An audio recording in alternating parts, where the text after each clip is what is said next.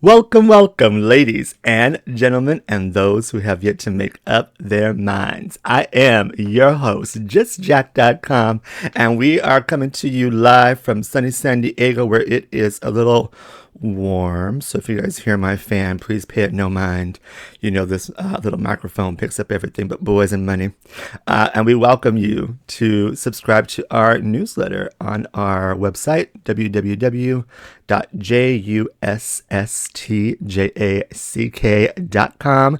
That's just Jack with two S's because one just ain't enough. Now let's get on with this show because my title of today is called The Heart of a Servant. So write that down at the top of your papers, everybody. Get out your pencils and notebooks. We're going to have church today. Just kidding. Let's see. Where do I begin? Service, right?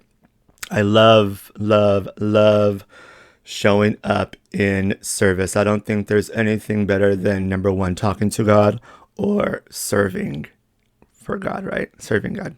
When I was in my youth, actually, I went on, we went to this missions trip to Africa.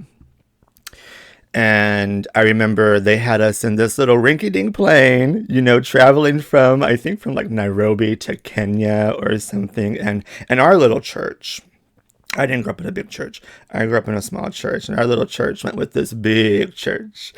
And so they put all of us workers in the back of the plane, you know, well, all the leaders sat in the front of the plane, and they got free mimosas. And remember, this was a church event, okay?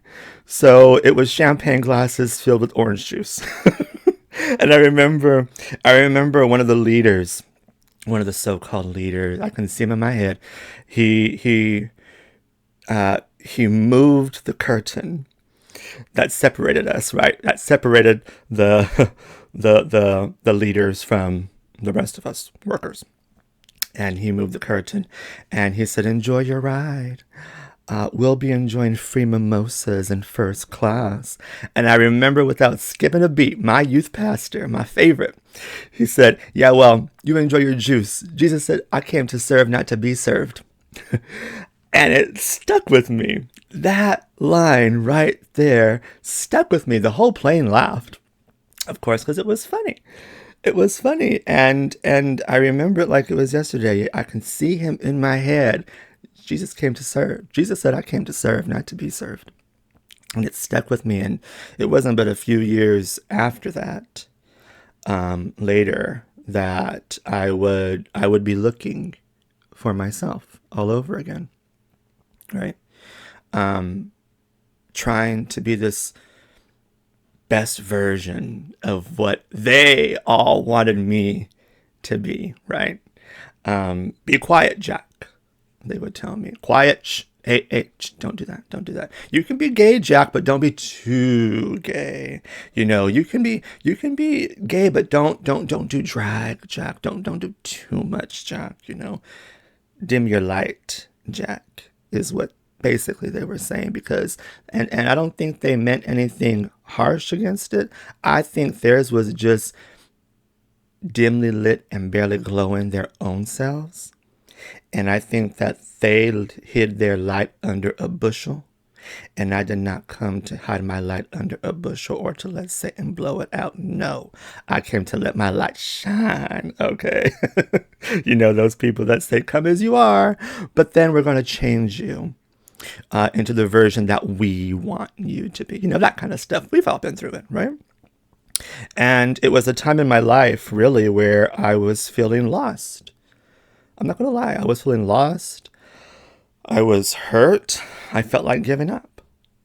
But sometimes, you know, the Creator will call you right when you're least expecting it. Not when you're holy, Holy, or Whole. Not when you're holy. Not when you're ready, right? Not when you're healed or recovered, right? That's a big word these days, healed. Healing. Oh, I'm healing. Healing is a full-time job for us, okay? For lots of people. Recovery, we practice recovery because it's a full-time job, right? No one's ever healed or recovered. But and that's where you're called, right? That's what we're called. Right in the middle of our mess. right in the middle of our mess. Ain't that wonderful? Like I said, I was young. I was hurt by the church, hurt by the people of the cloth, just hurt, you know? And I even told my mama, we were going to volunteer. I wasn't going to volunteer. She was volunteering at the prison ministry for the weekend. And I even told my mama, I said, don't volunteer me. I don't want anything to do with your God, and I don't want anything to do with your Jesus. Ooh, so sad, so ugly. Poor Jack.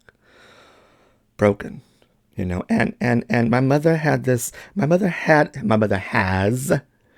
not lately, but usually she does. She has this habit of volunteering me because she knows when everybody else says no, I'll say yes. You know, that's who I am. She say things like, oh, Sonny boy, are you busy on Saturday? Good, because I signed you up to do face painting at the company picnic. Or she'll say things like, oh, Sonny boy, can you help our 95-year-old friend move her stuff? You know, stuff like that. And usually the answer was always yes, of course, you know. But this time, because I was hurt deeply, I didn't even realize how much I was hurt until I heard myself say those words. No, don't volunteer me to serve.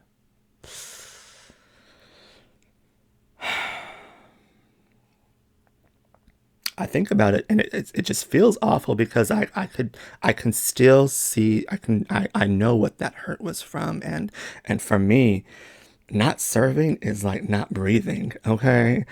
It's just who I am. I've always been a person that showed up in service. So there I was. There I was at this weekend retreat, dropping my mother off for the weekend and then leaving. I was going to leave. I was determined. And I was determined. I put up my guard. I set my boundary. You know, I'm not staying to serve, not staying to help. I was not going to stay or volunteer until I saw Joni. No, Joni was one of those souls who, she just carried heaven in her smile, right? She was an older lady with a gimpy leg, and she was unloading all this food from her big old van, trays, boxes, packages, coolers, all by herself. And even though my mother, God bless her, even though my mother respected me and my wishes of not wanting to volunteer or serve, she knew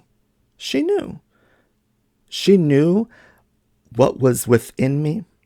And believe me when I say this to you, my mother has no problem drawing me back into alignment with who I am and what I came here to do, you know. So my mother, she just quietly, calmly said, I know you don't want to help, but Joni is on her own. And she looked over at Joni. And just then, here comes Joni. Joni wobbled her little way towards me. She smiled that Joni smile and she said, honey, are you busy? Can you come help me until God sends more hands? That was it. That was it. That one moment, that one little moment opened the door for me to come back home to service, not through religion, not through rules, but through love, through Joni, right? Because Joni wasn't just a servant. She was the heart of a servant. She actually worked in the men's prison, not as an inmate, but as a head cook. And she didn't see criminals when she looked at those men in the prison, which was what I love about Joni. She saw souls. Sometimes she saw hurt souls. And sometimes she saw scared souls, but she saw everyone's soul, all souls who, like the rest of us, just needed grace and mercy. Write those two words down. Grace and mercy. We all want it, and she gave it. Not by preaching at them. Not by demanding their respect, but just by being herself. She was in charge. In charge. And she was a tiny thing. She was a short little woman. She was in charge of the kitchen. She knew where everything was. She knew what we were supposed to do at every minute. She knew how to get things done. She ran the kitchen for the prison ministry weekend. And so even one time, and so I got my tutelage from her. I got my training from Joni. Okay. That was who I worked for on day one. And even one time, I would just watch her. I'd watch her. This one guy came in to volunteer, and he was just sitting down on his phone. He didn't know what he was supposed to be doing. And in the most loving way, as only Joan could, she patted him on the shoulder and she said, "Do me a favor, handsome." And she handed him a broom. And she winked at him and she walked away and she said, "If you have time to lean, you have time to clean." And of course, everyone laughed, and he did it. He swept. He swept. And you know what? I will say that was years ago. Till this day, that same guy always picks up that broom without anyone telling him to. You know, the broom was one size fits all. Right? And Joni wasn't mean when she said it. She wasn't stern. She wasn't anything like that. She just handed him the broom. Lovingly, you know, Joni didn't just lead. That's what I loved about Joni. She didn't just lead. She explained. Write this sentence down because it will help you guys along the way. The sentence is, "And this is why." And this is why. You ever tell a kid, "No, don't do that"? What's the first question out of their mouth? Why? Just like everybody else, they want to know, why can't I do this? Or if you tell someone, a kid, to do this, they ask, why? And what's the number one response? "Because I said so." No, not Joni. No, not Joni. She would say, "And this is why," as she explained what was going on. For example, she would tell us, "Okay, team, we have to be quiet now in the kitchen. And this is why. Because right now, out there, the guests are listening to a talk on anger." Or she would say, "Okay, team, we have to prepare for the dessert to give out after the skit. And this is why. The skit is on forgiveness. And who doesn't want a little something sweet when sitting with the spirit of forgiveness, right? What's that verse? Taste and see that the Lord is good. So we want to give them something sweet because chocolate just makes everything feel better. And this is why." And the more and more I got to work alongside Joan over the years, I thought, oh geez, I would always think, I'm getting a glimpse of myself in the future. This is me when I get older. This is me. Because Joni and I were like two heads on the same coin. We understood each other without words. And that was years ago when I first started. Years ago. And the years that came after, I would volunteer year after year because I went to help Joni. That's who I would volunteer for. I wasn't volunteering for the adulation, the applause. I was volunteering to help my sister because I don't think she ever realized how much that one question, "Honey, can you help me?" until God sends more hands, how much that helped me. And even, you know, she would pick on me all the time. She was no stranger to helping me learn and grow. And she would stare at me and she'd smile at me and she would say things like, "You don't like getting your hands dirty, huh, kid?" And I didn't. I was so prissy in the kitchen back in the day. Now, forget it. Now I'll go, you know, pluck my own chicken. But at the time, she handed me a pair of gloves and then threw a piece of dead chicken in my hand and taught me how to cut it up and stuff it with cheese because we had to make chicken cordon bleu, you know. I was new to all this stuff. I didn't know what chicken cordon bleu was. Even one time, that time actually, my mom, God bless her, she tried talking mess. Yes, let me. I'm gonna call her out too because you know how I act with my mama. My mom, by the way, if I may say, my mom knows better. All right, she knows better. So yes, I expect her to do better. Okay. And when my mother, darling, gets drawn down into those ways of the devil, I will bring her back right to the right direction. Okay. I will leave the 99 for my mama and not bat an eye at who's watching because at this specific moment, my mother, she came to me quietly and she was only saying what everybody else was cackling and talking mess about. She was getting drawn down to that devilish path of gossip. Yes, she was. And she was like, this isn't real chicken cordon bleu. And I laughed at her in her face. I laughed and I was like, how would you even know? Mom, we ain't never had chicken cordon bleu in our entire life ever. Okay. Which brings me to my next topic. There ain't no one that talks more smack than an old bitty Christian woman. I said it. I'm just kidding, but I really shouldn't be saying that. But that's just my own life observation. My own life observation. And that's a sermon saved for a different day. So let's continue. Honestly, I am no stranger to letting my mom or any leader, I work with leaders on the daily. So even in ministry, I'm no stranger to letting anyone know, no, no, no. Honey, don't you get involved in that. You start hanging around dumpsters, you start smelling like garbage. No, no, no. Don't go sit in that person's mess because they have sat in their BS for so long, they don't even realize it stinks anymore. Don't get involved in that. Watch your mouth. I always tell people that negative self-talk will steal your blessing. You mark my words. And really, it all boils back down. Always remember who you are and who you are working for. Because to the Creator, everything is perfect in divine order. Okay, let's move on from this and not get too caught up in the giggle and the gossip of Christian women, or men for that matter. That would be uncouth and uncanny and unchristianly of me.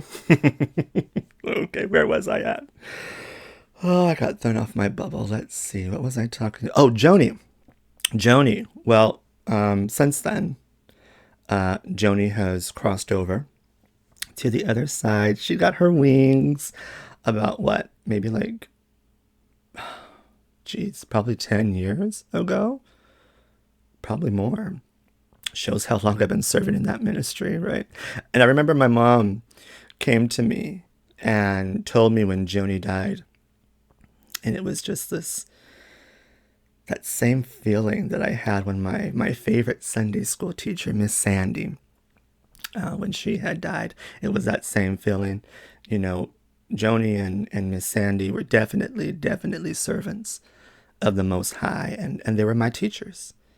And they showed up in service. And I know they came into my existence at the perfect time to teach me. And I'm really grateful. I'm really grateful for them. Joni's probably in heaven with Miss Sandy right now, looking down on me, smiling, because I am not that same kid that was hurt that very first year I showed up in the kitchen. And I'm not that same little boy visiting San Diego who sat in Miss Sandy's Sunday school class and just asked question after question after question. You know what? And as a matter of fact, when the time came, this past weekend, I served in the ministry, and the time came for someone to step up and lead in the kitchen. And I could feel Joni's spirit right there beside me. I practice my mediumship, and I can feel her. And I felt my Sunday school teacher, Miss Sandy, reminded me to ask question after question to make sure everything ran smoothly. I was no stranger. I am no stranger to go to the leaders and ask, why is this way? What are we doing here? How can we do there? Can I help you here? When we ask questions, we aren't showing doubt. We're showing devotion. Because every great servant knows that excellence is born from curiosity, and humility is what keeps us teachable. And so when it came time to stepping up into leadership in the kitchen this past weekend, I said out loud, not in front of everyone, of course. Actually, I walked out of the kitchen. I walked away. I walked away from what I had seen was going on. You could call it chaos. And I walked away. I took my own walk to Emmaus, right? As they would say, let's remember the road to Emmaus was physically the road from Jerusalem to Emmaus, right? Which maybe could represent, you could say, transition, right? Maybe from grief to revelation, from despair to purpose. When we think of it, Jerusalem, right? Jerusalem, that's the place of death. That's the ending. That's confusion. Spiritually, Jerusalem is the place where everything familiar falls apart. It's where Jerusalem is where our expectations of how things were supposed to go die. Think about it. For the disciples, Jerusalem was the city where their hope was crucified. Jerusalem was the place where their dream didn't go as planned. Jerusalem was the last stop before the long, uncertain walk home. Think of what the disciples must have been feeling, right? Walking away from Jerusalem, heavy-hearted, probably asking, how could something so divine end like this? And isn't that the same question that we ask when something sacred in our lives ends? When a job ends, a relationship ends, a friendship ends, a season of purpose ends? And Emmaus, however, that's the place of awakening, right? That's the place of understanding. Emmaus could represent renewal, right? We all have our own Emmaus roads, moments where we leave behind heartbreak or disillusionment, only to discover divine presence walking beside us the whole time. It's that reminder that healing happens when we're moving, not while we're stuck. And so I took my walk. To the chapel. That walk that only you can do, that walk where you reconnect to that which is in you, that walk that reminds you who you really are, who you came to this world to be, that walk you take when you remember, yes, I am that queen. Thank you for the reminder. Here I am. Anyways, I took my walk. Okay. I took my walk to the chapel, honey. And I walked in the chapel and nobody was in there, of course. No one's ever in the chapel. That's where people need to be. But of course, no one's in there. And out loud, of course, I use my voice, my breath. My power is in my tongue. Really, it really is. And I said, alrighty. And I told you I practice my mediumship. I'm a great channel. I can channel like no one's business. If y'all want a channeling session, you call me, I can channel. And I said, all right, I call upon Joan. And all the powers that be come to me through me. And my favorite prayer is, let my hands be your hands. Let my feet be your feet. Move through me, girl, because I need help. If I'm about to go into that kitchen, I need help. And just like that, instantly, something took over. Even my pep in my step was a little bit differently. I sashayed my way towards that kitchen, honey. I walked my butt right into the kitchen. I took over for the greater good. For the greater good. I said, all right, ladies, now let's get information. No, just fine. I was like, Peggy, how are we doing those potatoes? Who's on this? Tom, you're doing steak. Perfect. Oh, Pastor Roger, can you be a lamb and move these boxes for me? Let's go. We had people to serve. And in that moment, it wasn't ego. It wasn't control. It was love. It was order. It was leadership through service, because the heart of a servant doesn't ask for permission to love. It just steps in and does the work. And you know what's funny? What's funny is that when everything settled down later that night and everybody had went home and I was the last one there, I looked around the kitchen and I thought, this is what the man with the olive skin meant when he said, I came to serve, not to be served. And that verse hit differently that night because, it's easy. It's easy to say, oh, I serve God. Oh, I serve in ministry. But it's another thing to let God serve through you. What's that verse? Their lips speak my name, but their hearts are far from me. I didn't lead that kitchen out of pride.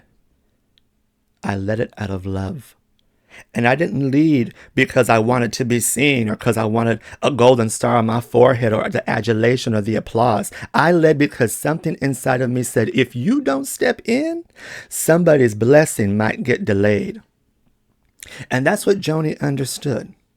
She didn't wait for applause or titles or somebody to come tell her that she was doing a good job. She just showed up every day. Every day. With food in her hands and love in her heart. That's what the heart of a servant means. That's what it is. To see a need, feel the Spirit move, and then join in. My youth pastor, he used to always say, when you see God moving, join in. Let me tell you something. God was moving in that kitchen. God was moving through the laughter, through the teamwork, through every plate of food passed to those sisters on that weekend. Leadership isn't about being in charge. It's about showing up in service. It's about standing where you've been placed, using what's in your hands and trusting that love will organize the rest. Because let me tell you something, when you serve with a pure heart, heaven takes care of all the details. I'm serious. So maybe today you may be walking a little tired, maybe a little hurt. Maybe like me, you said not too long ago, no, I don't want to serve anymore. And that's okay. That's okay, because the Almighty doesn't hold that against you. The divine is very patient. It waits patiently for that one moment, when your heart softens and you see someone carrying a heavy load and you say, let me help. That's how we get back into alignment, not through guilt, through grace. Honey, the heart of a servant isn't perfect, let me tell you. It's just available. And I think that's what the Creator is looking for. Not for perfection, not performance, just a willing heart. That's how the universe moves through us. That's how miracles happen. Because sometimes the greatest form of healing isn't sitting down and praying for it. It's serving your way back into it. I think it was Mahatma Gandhi that said, when you lose yourself, find yourself in the What is it? What is the quote? When you lose yourself, find yourself in the service of others. That's where you find yourself. Get lost in service. That's what Joni taught me. That's what Jesus himself showed us. He came to serve, not to be served. And when you see God moving, join him. So this week, if you see someone struggling, don't wait for permission. If you feel the Spirit tugging, don't overthink it. Just move. Move. Just serve, because you never know whose blessing depends on your yes. And maybe, just maybe, your healing is hiding in the very thing you've been avoiding. Today, let us smile and open our hearts. Let all that is use our hands and feet, and let the love and heart of a servant lead the way. I am just Jack, and I thank you for coming to my talk today. I know I'm long-winded and I have a lot to say, but if you've enjoyed this, I hope you got a blessing from this. As Dolly Parton would say, I hope you got a blessing. Feel free to share it with someone who may need that gentle reminder of having the heart of a servant. You know, I think it's within all of us. And if you like more stuff like this, we just opened a brand new page on social media for spiritual entrepreneurs. And we share stuff like this in there. It's actually a quotes page where I just upload quotes every single day because, you know, I'm the queen of the quote. I know lots of them, and I've mastered them, and I live them, and I breathe them. And so I like to share them. So if that's something you like, check it out. JustJack.com, 2 S's, JUSSTJACK.com/quotes. QUOTES. And I will see you guys on the flip side.